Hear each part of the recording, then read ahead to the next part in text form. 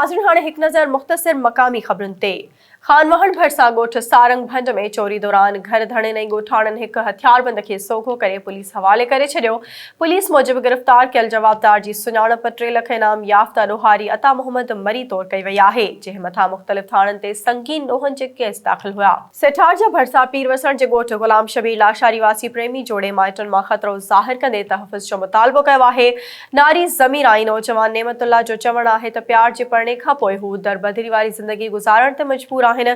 मामले जो नोटिस वठी तहफ़्फ़ुज़ फराहम कयो वञे। सेठार जा भरिसां बोसार वॾा जे ॻोठ कबूल मोहम्मद टालपुर वासी फ़ौजी जवान मोहम्मद पुनहल टालपुर ट्रेनिंग दौरान हार्ट अटैक में फ़ौत थी वियो। फ़ौजी जवान जे मण खे अबाणे कब्रिस्तान में फ़ौजी एज़ाज़ सां मिटी मां हवाले कयो वियो। ख़ैरपुर में शाह अब्दुल लतीफ़ यूनिवर्सिटी जो रजिस्ट्रार बदिली करे नोटिफिकेशन जारी करे वियो। रजिस्ट्रार मुरीद हुसैन अबू पोटो खे बदिली करे संदसि जाइ ते प्रोफेसर डॉक्टर मिहू ख़ान लगारी खे नओं रजिस्ट्रार मुक़रर कयो वियो आहे।